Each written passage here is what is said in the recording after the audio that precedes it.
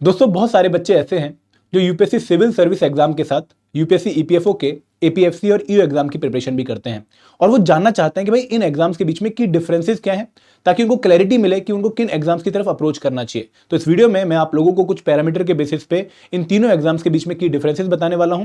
लेकिन मैं रिक्वेस्ट करूंगा कि ये वीडियो वही लोग देखें जो कि नोटिफिकेशन के बिना एपीएफसी और ई एग्जाम की प्रिपरेशन कर रहे हैं। जो लोग नोटिफिकेशन के बाद प्रिपरेशन करने वाले हैं उनके लिए अभी शायद ये वीडियो सुटेबल नहीं है। एंड दोस्तों आगे बढ़ने से पहले मैं आपको ये भी बताऊंगा कि भाई अगर आप लोग एपीएफसी और ईओ एग्जाम की प्रिपरेशन कर रहे हैं तो हमने आपके लिए एक ट्रायल कोर्स लॉन्च कर रखा है जो कि ना सिर्फ आपको मोटिवेशन देगा, गाइडेंस देगा, बल्कि उसके साथ साथ आप लोगों को डेमो लेसन्स भी देगा हमारे मेन कोर्स के for APFC and EO exam, ताकि आपको आइडिया लगे कि भाई हमने किस तरीके से कंटेंट को कवर किया है हमारे मेन कोर्स में। और दोस्तों अगर आप उसमें एनरोल करना चाहते हैं तो आपको काफी क्लैरिटी मिलेगी हमारे ट्रायल कोर्स से, जिसका लिंक इस वीडियो के डिस्क्रिप्शन में दिया गया है। तो सब हम बात करते हैं आज के टॉपिक की, और हमारा टॉपिक है comparison between UPSC CSC exam and UPSC EPFO APFC and EO exam. तो यहां पर मैं एक बात जो है क्लियर करना चाहूंगा कि भाई किसी भी दिन किसी भी time UPSC CSC exam is better than UPSC EPFO exam. ऐसा कंपैरिजन में नहीं करने वाला कि भाई दोनों जॉब पैरेलल है, आपको एपीएफसी की तरफ जाना चाहिए, नहीं। किसी भी दिन किसी भी टाइम सीएससी एग्जाम बेटर रहेगा compare to APFC exam, but हम कुछ पॉइंट्स में इनको डिफरेंशिएट करेंगे। तो वो पॉइंट्स क्या हैं, वन बाय वन देखते हैं। दोस्तों जब हम बात करते हैं क्लास ऑफ जॉब की कि भाई यूपीएससी सीएससी एग्जाम क्वालिफाई करके या फिर एपीएफसी एग्जाम क्वालिफाई करके या फिर ईओ एग्जाम क्वालिफाई करके आपको किस क्लास की जॉब मिलने वाली है, तो एपीएफसी एग्जाम क्वालिफाई करके आपको क्लास ए मिलती है, ईओ एग्जाम क्वालिफाई करके आपको क्लास बी जॉब मिलती है, और यूपीएससी सीएससी एग्जाम में जब आप क्वालिफाई करते हो तो आपकी जो ज्वाइनिंग होती है वो भी क्लास ए पोस्ट पे होती है। तो यहां पर तीनों पोस्ट में डिफरेंसेस क्या है कि भाई एपीएफसी और सीएससी यहां पर आपकी जो ज्वाइनिंग है वो क्लास ए लेवल पर हो रही है, लेकिन ईपीएफओ ईओ में जो ज्वाइनिंग है वो आपकी क्लास बी लेवल पे हो रही है। अगर मैं जॉब टाइप की बात करूं दोस्तों, ये बहुत इंपॉर्टेंट डिफरेंशिएशन आपको देखने को मिलेगी। जॉब टाइप पे जो यूपीएससी सीएससी एग्जाम है, यहां पर जॉब परमानेंट होती है, गवर्नमेंट जॉब होती है, अब सेंट्रल गवर्नमेंट के अंडर होते हैं, लेकिन आपको स्टेट गवर्नमेंट में कैडर मिलते हैं। एंड आपकी जो जॉब है जनरली मिनिस्ट्रियल बेसिस पे होती है, मतलब आप किसी मिनिस्ट्री के अंडर काम कर रहे होते हो। अगर आप एपीएफसी की बात करोगे तो ये जॉब है ईपीएफओ ऑर्गेनाइजेशन में, जो कि एक स्टैट्यूटरी ऑर्गेनाइजेशन है, एक ऑटोनॉमस बॉडी है जो कि administrative control of ministry of labour and employment के अंदर आती है। तो यहां पर जो जॉब है वो परमानेंट तो है, लेकिन ये नॉन गवर्नमेंटल जॉब है और नॉन मिनिस्ट्रियल जॉब है। यहां पर जो आपकी सैलरी है वो कंसोलिडेटेड फंड ऑफ इंडिया से नहीं आती है। तो यहां पर आप लोग जो है ईपीएफओ से अपनी सैलरी विड्रॉ करते हैं और आप सीबीटी के अंदर काम कर रहे होते हैं, तो यहां पर आप नॉन गवर्नमेंट पोस्ट पे हैं और नॉन मिनिस्ट्रियल पोस्ट पे हैं। Same goes with the EO exam, यहां भी परमानेंट नेचर ऑफ जॉब है, नॉन गवर्नमेंट पोस्ट है एंड नॉन मिनिस्ट्रियल पोस्ट है। ये बहुत मेजर डिफरेंस है between the APFC EO and CSC exam. अगर मैं पे मैट्रिक्स की बात करूं तो यहां पर मैं ज्वाइनिंग के टाइम का पे मैट्रिक्स बता रहा हूं आप लोगों को। तो जब आप यूपीएससी सीएससी एग्जाम क्वालिफाई करके डिफरेंट जो है प्रोफाइल्स पे ज्वाइन करते हैं, आईएएस पे, आईपीएस पे, आईआरएस पे, आईएफएस पे, तो आपका जो लेवल 10 वाला जो 7 पे कमीशन का मैट्रिक्स है वो आपको मिलता है। तो काफी अच्छी आपकी सैलरी होती है और पर्क्स एंड अलाउंसेस काफी हाई होते हैं। तो यहां पर एपीएफसी में भी आपको लेवल 10 देखने को मिलेगा, लेकिन यहां पर जो पर्क्स एंड अलाउंसेस हैं जैसे गाड़ी हो गई, बंगला हो गया, वो उस लेवल के नहीं होते हैं जितने की आपको आईएएस आईपीएस की पोस्टिंग में देखने को मिलेंगे। बट सैलरी का जो लेवल है 7 पे कमीशन के हिसाब से वो सेम है, लेवल 10 यहां पर भी और लेवल 10 यहां पर भी। जो ईओ होता है उसको लेवल 8 पे मैट्रिक्स मिलता है एज पर दी 7th पे कमीशन। तो यहां पर जो इनहैंड सैलरी है वो एपीएफसी की अराउंड 1,10,000 के आसपास बैठती है, और अगर हम बात करें लेवल 8 ईओ की तो यहाँ की इनकी सैलरी 85 से 90 के अराउंड पहुंचती है। यहाँ पे जो सैलरी है वो आप लोगों को काफी अच्छी इनहैंड देखने को मिलेगी, लगभग 1,40,000 1,50,000 के आसपास देखने को मिलेगी, प्लस यहाँ पर फैसिलिटीज भी काफी होती हैं। अगर मैं गैजेटेड नेचर ऑफ पोस्ट की बात करूँ तो सीएससी जो है वो गैजेटेड पोस्ट है, एपीएफसी भी गैजेटेड पोस्ट है, लेकिन ईओ आपकी नॉन गैजेटेड पोस्ट है। यहाँ पर आपको ये ध्यान रखना पड़ेगा। अगर हम एग्जाम की फ्रीक्वेंसी की बात करें, एग्जाम के कंडक्ट की बात करें, तो आप लोग जानते हैं कि भाई यूपीएससी सीएससी एग्जाम हर साल होता है, मतलब कोई भी साल ऐसा नहीं गया है जहां पे एग्जाम नहीं होता है। ईयरली यूपीएससी इस एग्जाम को कंडक्ट करता है, और दोस्तों इस एग्जाम का जो कैलेंडर है वो आपको एक साल एडवांस में देखने को मिलता है। फॉर एग्जांपल 2026 का जो कैलेंडर है वो 2025 में ही आ जाएगा, और बच्चों को क्लैरिटी रहती है कि भाई किस डेट पर प्रीलिम्स होगा, किस डेट पर मेंस होगा, किस डेट पर इंटरव्यू होगा। तो यहां पर आप लोगों को रेगुलर एग्जाम देखने को मिलेगा और ईयरली बेसिस पे एग्जाम देखने को मिलेगा। और यहां पे बहुत मेजर डिफरेंस आएगा एपीएफसी और ईओ में कि भाई यूपीएससी एग्जाम रेगुलर है, लेकिन ये दोनों ही एग्जाम एपीएफसी ईओ ये नॉन रेगुलर एग्जाम है। ये एग्जाम हर साल नहीं होते हैं, ठीक है। जब जब ईपीएफओ में इन पर्टिकुलर पोस्ट पर वैकेंसी आती है तो ईपीएफओ रिक्वेस्ट करता है यूपीएससी को कि आप मेरे लिए एग्जाम कंडक्ट करवाइए, और फिर यूपीएससी एग्जाम कंडक्ट करके सिलेक्टेड लोगों को ईपीएफओ को सबमिट करता है कि भाई आप इन लोगों को अब रिक्रूट कर लीजिए। तो ये एग्जाम तब तब होते हैं जब जब ईपीएफओ में किसी पर्टिकुलर पोस्ट पर, एपीएफसी या फिर ईओ पर वैकेंसी आती है। तो 2002 में एपीएफसी हुआ था, फिर 4 में हुआ, फिर 12 में हुआ, फिर 15 में हुआ और फिर 23 में हुआ। अगर मैं ईओ की बात करूं तो 99 में हुआ था, फिर 17 में हुआ, फिर 21 में हुआ, फिर 23 में हुआ। तो नॉन रेगुलर एग्जाम है, तो इसलिए जनरली आपके प्लान ए नहीं होने चाहिए, प्लान बी होने चाहिए। आप इनके लिए डेडिकेटली प्रिपरेशन नहीं कर सकते क्योंकि एग्जाम की फ्रीक्वेंसी फिक्स नहीं है और आपको नहीं पता कि भाई अगला एग्जाम कब आएगा। ठीक है, आगे बढ़ते हैं। अगर मैं पोस्टिंग्स की बात करूं दोस्तों, तो आप लोगों को UPSC civil service exam qualify करने के बाद आपके रैंक के बेसिस पे आपको प्रोफाइल मिलती है। आईएएस हो गया, आईएफएस हो गया, इंडियन फॉरेस्ट सर्विस हो गई, देन आपको आईआरएस और बहुत सारे कैडर और भी हैं, लगभग 26 के अराउंड कैडर हैं जिनके अंडर आप लोगों को पोस्टिंग मिलती है। प्लस आप लोगों को फिर स्टेट एलोकेट होता है वहां की रिक्वायरमेंट के हिसाब से। तो अगेन आपकी जो पोस्टिंग है वो ऑल इंडिया में कहीं भी हो सकती है, आपके रैंक, आपकी प्रोफाइल और आपके स्टेट के बेसिस पर। लेकिन यहां पर ईपीएफओ एपीएफसी में, क्योंकि अगर आपका रैंक 1 है तो भी आप एपीएफसी बन रहे हैं और अगर आपका रैंक लास्ट है तो भी आप एपीएफसी बन रहे हैं, तो आपको पोस्ट तो एपीएफसी ही मिलेगी, बट आपकी जो पोस्टिंग है वो आपके रैंक के बेसिस पे मिलती है। अगर आपका रैंक टॉप है और आप अपनी जो प्रेफरेंस डाल रहे हैं, ठीक है, अपने होम स्टेट की, तो there are very high chances, almost 100% chances कि भाई आपको आपका होम स्टेट ही मिल जाएगा। तो यहाँ पर जो पोस्टिंग है वो ऑल इंडिया हो सकती है, बट आपके रैंक के बेसिस पर आप लोगों को आपकी प्रेफरेंस की जो पोस्ट है वो भी मिल सकती है, same in the EO exam. ठीक है, अगर मैं पैटर्न की बात करूं तो आप लोग जानते हैं कि भाई यूपीएससी सिविल सर्विस एग्जाम एक 3 स्टेज एग्जाम प्रोसेस है, जहां पर पहले प्रीलिम्स होता है। प्रीलिम्स में 2 पेपर होते हैं, जीएस1, जीएस2। जीएस2 जो है सीसेट का पेपर है, तो प्रीलिम्स में 2 पेपर हो गए आपके। फिर आपका मेंस का पेपर होता है, जहां पे सबसे पहले एसए का एक पेपर होगा, फिर जीएस1, जीएस2, जीएस3, जीएस4। फिर आपको जो है लैंग्वेज के 2 पेपर देखने को मिलेंगे और फिर आपको ऑप्शनल के 2 पेपर देखने को मिलेंगे। तो टोटल नंबर जो पेपर आपको मेंस में देने पड़ते हैं वो अराउंड 9 देने पड़ते हैं और उसके बाद आप लोगों का इंटरव्यू होता है। तो यहां पर एक हेक्टिक लंबा प्रोसेस है जहां पर आपको मल्टीपल पेपर्स देने पड़ते हैं। प्रीलिम्स अपने आप में एक जो है डिफिकल्टी लेवल जो है होल्ड करता है, मेंस की अपनी अलग रिक्वायरमेंट है और इंटरव्यू की अपनी अलग रिक्वायरमेंट है। और अगर मैं बात करूं एपीएफसी और ईओ की, तो यहां पर थोड़ा सा आपको एक बेटर रिलीफ वाला माहौल देखने को मिलेगा। ये 2 स्टेज एग्जाम प्रोसेस है।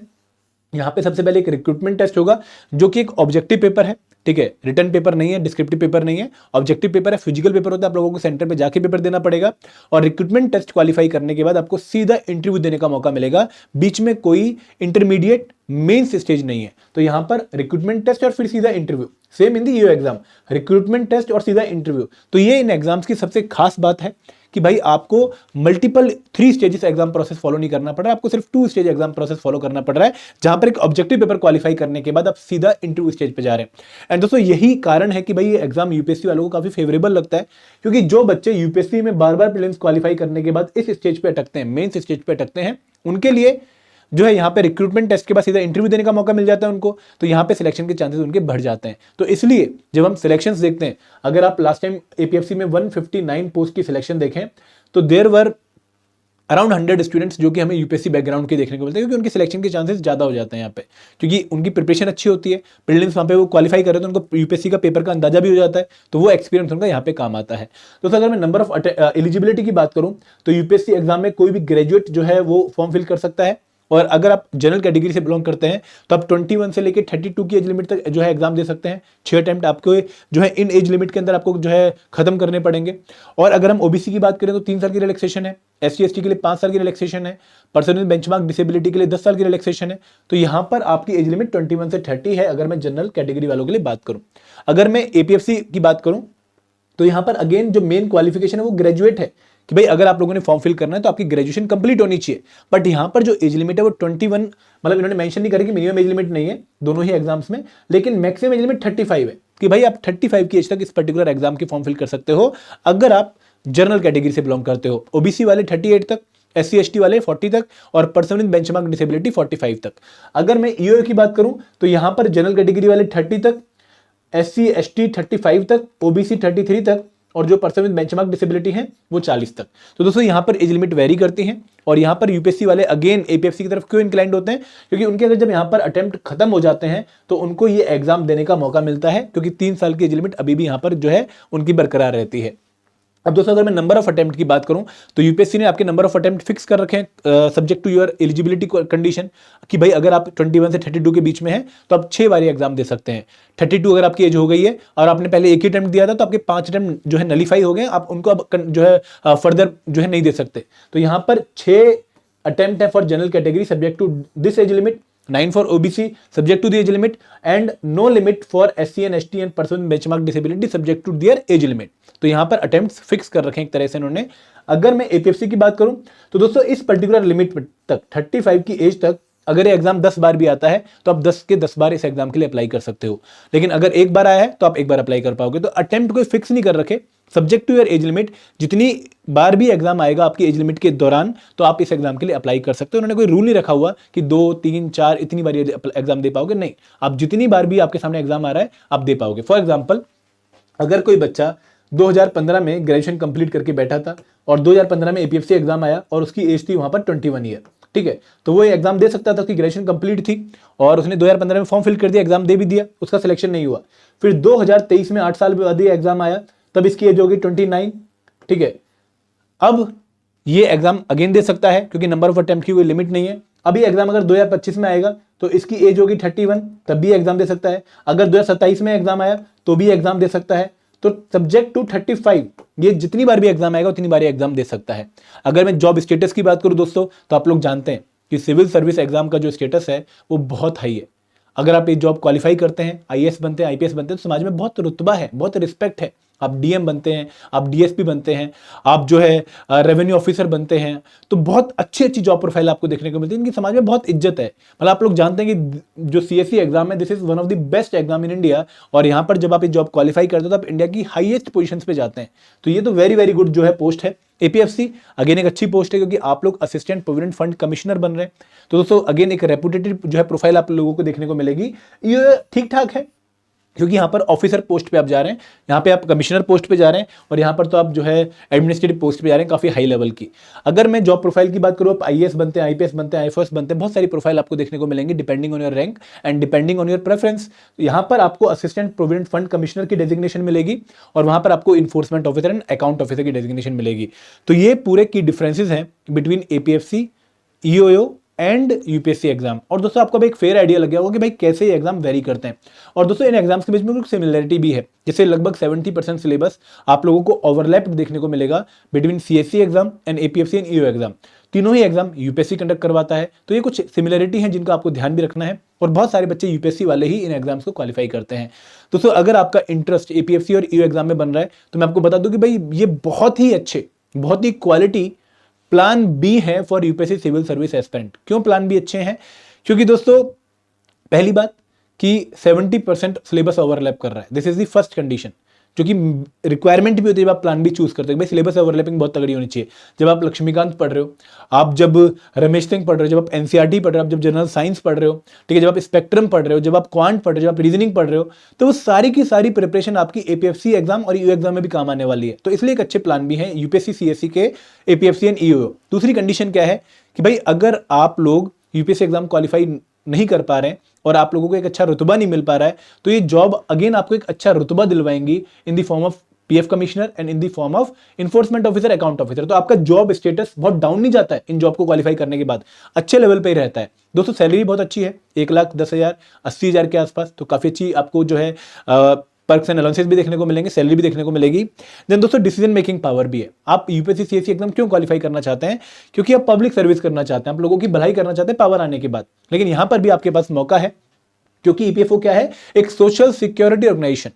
और जब आप सोशल सिक्योरिटी ऑर्गेनाइजेशन में जाएंगे तो आप लोगों को अगेन लोगों के क्लेम सेटल करने का मौका मिलेगा, इंश्योरेंस प्रोवाइड करने का मौका मिलेगा, पेंशन स्कीम का जो है आप पार्ट बनेंगे, तो आपको बहुत अच्छा एक प्रोफाइल देखने को मिलेगा जहां पे अगेन पब्लिक सर्विस डिलीवरी होगी।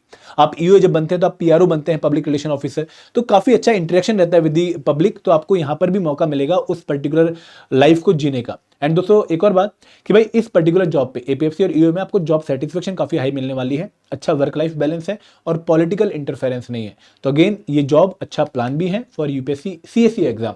और दोस्तों अगर आप इन एग्जाम्स को तैयारी करने के बारे में सोच रहे हैं तो हमने 3 डिफरेंट कोर्सेज लॉन्च कर रखे हैं। पहला है मास्टर कोर्स, जो कि उन बच्चों के लिए है जो कि कंप्रेहेंसिव प्रिपरेशन चाहते हैं सभी कंपोनेंट्स की, ठीक है। यहां पर हम आपको हर एक कंपोनेंट को अच्छे से कवर करवा रहे हैं, आपको स्पेशल कंपोनेंट्स जीएस क्यूआरई सबको जो है कवर करने का मौका मिलेगा, प्लस फुल लेंथ मॉक और वीकली मेंटर टॉक भी है। यहां पर जो टेस्ट सीरीज प्लस है ये खासकर यूपीएससी सीएससी वाले बच्चों के लिए है जो जनरल स्टडीज और क्यूआरई ऑलरेडी प्रिपेयर कर चुके हैं, जिनके उनको अब सिर्फ प्रैक्टिस एमसीक्यूज चाहिए as per the APFC exam.